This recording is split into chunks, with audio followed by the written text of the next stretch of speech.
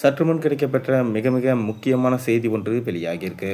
அதாவது திமுக தலைவர் ஸ்டாலின் அவர்களின் கதை முடிந்ததா? ராகுல் காந்திக்கு ஆதரவா பீகார் சென்ற முதல்வர் ஸ்டாலின் பாஜக மற்றும் தேர்தல் ஆணையம் மீது குற்றச்சாட்டு வைத்து பேசினார். இந்த நிலையில் பீகார் சென்ற முதல்வர் ஸ்டாலினை தமிழக மூத்த பாஜக தலைவர் தமிழிசை சவுந்தரராஜன் விமர்சித்து பேசியிருக்காரு. இந்தி தெரியாது போடா என்ற டிஷர்ட் அணிந்தபடி பீகார் செல்ல முடியுமா என்று அவர் கேள்வி எழுப்பியிருக்காரு. பீகாரில் விரைவில் சட்டசபை தேர்தல் நடைபெற உள்ள நிலையில் வாக்காளர் அதிகாரம் என்ற பெயரில் ராகுல் காந்தி யாத்திரை நடத்திட்டு வராரு. பீகார் முழுவதும் யாத்திரை மேற்கொண்டு வரும் ராகுல் காந்தி தேர்தல் ஆணையத்தின் குறைபாடுகள் குற்றச்சாட்டுக்கு ஆதரவு திரட்டிட்டு வராரு. பீகாரில் தேர்தல் ஆணையத்தின் உத்தரவின் பேரில் சிறப்பு வாக்காளர் பட்டியல் திருத்தம் மேற்கொள்ளப்பட்டது. இதில் 65 லட்சம் வாக்காளர்கள் பெயர்கள் நீக்கப்பட்டிருக்கு.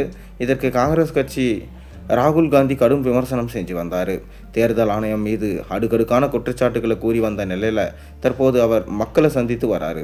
இந்த நிலையில் பீகார் மாநிலம் துப்பங்காவில் இன்று நடந்த யாத்திரையில் முதல்வர் ஸ்டாலின் பங்கேற்றார். ராகுல் காந்தியோடு கனிமொழி எம்பியும் பங்கேற்றார்.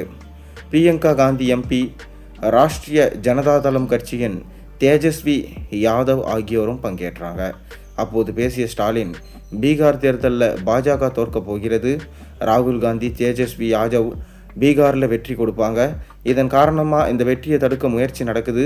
நியாயமான தேர்தலில் நடந்தது என்றால் பாஜக தோற்றுவிடும். எனவே தான் மக்களை வாக்களிக்க விடாமல் தடுக்கிறாங்க. பீகாரில் 65 லட்சம் மக்கள் வாக்காளர்கள் பட்டியலிலிருந்து நீக்கியது ஜனநாயக படுகொலை. சொந்த மண்ணிலேயே பிறந்து வாழ்ந்தவர்களை வாக்காளர் பட்டியலிருந்து நீக்கினா அதை விட ஒரு பயங்கரவாதம் இருக்க முடியுமா? அனைத்து அடையாள அட்டைகளையும் வைத்திருந்தும் அவர்கள் முகவரி இல்லாதவராக ஆக்கிவிட்டாங்க என பேசினார். இந்நிலையில் இந்தி தெரியாது போடா என்று சொல்கின்ற முதல்வர் ஸ்டாலினால் இந்தி தெரியாது போடா டிஷர்ட் போட்டுக்கின்னு பீகார் செல்ல முடியுமா என்று தமிழக பாஜக மூத்த தலைவர் தமிழிசை சவுந்தரராஜன் கூறியிருக்காரு. இது தொடர்பாக தமிழிசை கூறியது, எங்களை பார்த்து தமிழ் விரோதிகள் வட மாநிலங்களுக்கு மட்டும்தான் முன்னுரிமை கொடுப்போம் என்று குற்றச்சாட்டு சொல்பவர்கள்தான் இன்று பீகாருக்கு சென்றிருக்காங்க. தென் மாநிலங்களுக்கும் வட மாநிலங்களுக்கும் இடையே பிளவை ஏற்படுத்த முயற்சிக்கிறாங்க.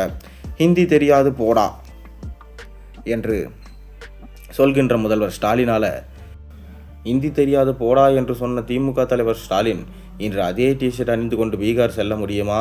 பீகாருக்கு சென்று ஸ்டாலின் பிரச்சாரம் செய்தால் அங்கு பாஜக கூட்டணி வெற்றி பெறும். தமிழகத்தில் முதல்வர் ஸ்டாலின் விநாயகர் சதுர்த்திக்கு கூட வாழ்த்து தெரிவிக்கல. விஜய் விநாயகர் சதுர்த்திக்கு வாழ்த்து சொன்னது புதிராக உள்ளது. இவ்வாறு தமிழிசை சவுந்தரராஜன் சொல்லியிருந்தார். மேலும் திமுக தலைவர் ஸ்டாலின் அவர்கள் விரைவிலே அவருடைய பதவி காலியாக போகிறது எனவும், இவ்வாறு மாற்றி ஸ்டாலின் பண்ணிட்டு இருந்தார்னா தமிழக மக்கள் ஏற்கனவே ஸ்டாலினுக்கு ஓட்டு செலுத்த விருப்பமில்லாத நிலையில் இருக்காங்க. இன்னும் மேலும் அது அதிகரித்த வண்ணம் தான் இருக்குது என அவங்க சொல்லியிருக்காங்க. இதை நீங்கள் எப்படி பார்க்குறீங்கன்றதை மறக்காமல் கீழே கருத்தை பதிவிடுங்க.